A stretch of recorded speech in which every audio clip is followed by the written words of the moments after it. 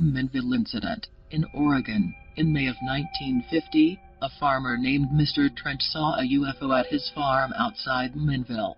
According to Mr. Trent, his wife Eveline first spotted the object, a silvery, metallic disc. She was outside feeding her rabbits when it appeared in the early evening sky. She called out to her husband, who came outside and watched for a couple of minutes. He then went and got a camera and took 2 pictures before the object sped off to the west. The most striking thing lending credence to the story is the Trent's behavior.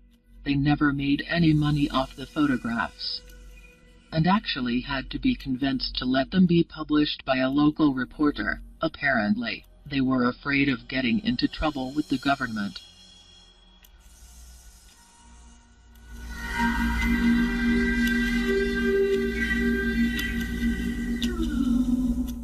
Mariana Incident. In 1950, on the night of August 15th, minor league baseball manager Nick Mariana became the first person to capture film footage of a UFO.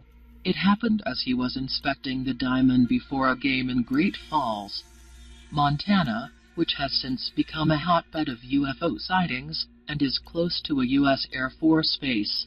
Mariana was able to capture 2 bright dots streaking across the sky on his 16mm movie camera, which he says he routinely kept in his car.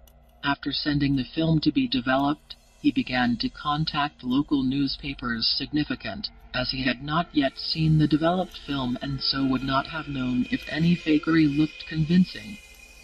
In October, he wrote a letter to the Air Force and was interviewed at Malmstrom Air Force Base. After examining the film, the Air Force concluded possible aircraft and dropped it, while 2 fighters were on record as having landed at Malmstrom. At around the time of the sighting, Mariana insisted that he saw those, too, in a different part of the sky.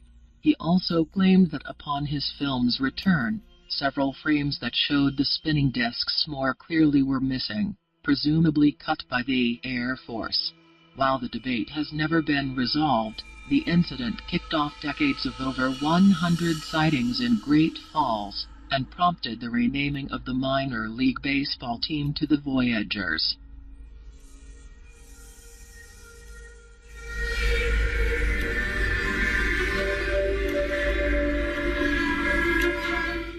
Chicago O'Hare Incident. When several people state flatly that they observed a saucer-shaped aircraft hovering around before bolting into the sky at incredible speeds, it is tempting to assume that they don't know much about aircraft. But when just such an incident occurred in Chicago in 2006, it was pretty difficult to make that case. It took place at O'Hare International Airport, and most of the people who saw it were United Airlines employees. No airline officials, air traffic controllers, or radar records indicated anything out of the ordinary, though a United supervisor did call the tower to ask if any saucers were hovering nearby. The FAA has declined to investigate, which has proved irritating to those who insist that they witnessed the incident. Officials have tossed out the usual balloons, optical illusions, and weather phenomena as possible explanations.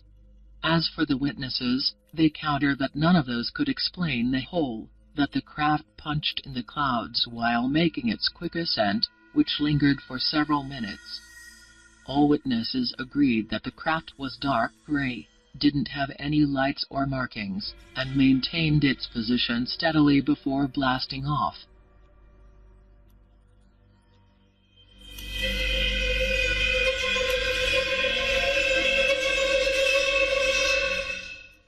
Edwards Air Force Base sighting. One can't blame the U.S. Air Force for being sensitive about matters involving UFOs. In 1957, one supposedly landed at Edwards Air Force Base. If that sounds like an insane myth, keep in mind that it was allegedly caught on film and was reported by Gordon Cooper, a test pilot and astronaut in the United States' first manned space program. He was at Edwards supervising the installation of a new precision landing system at the time, and his account of the incident was pretty unambiguous.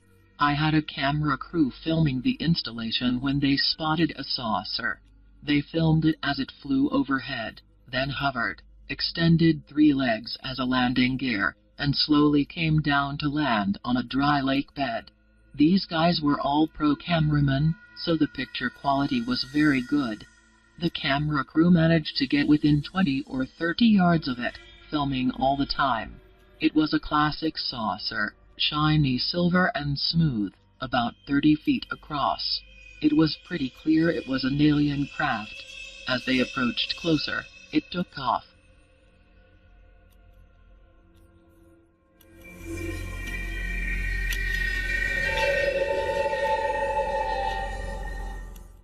Socro encounter. On April 24, 1964, several witnesses in different parts of Socro, New Mexico, reported different sightings of the same event.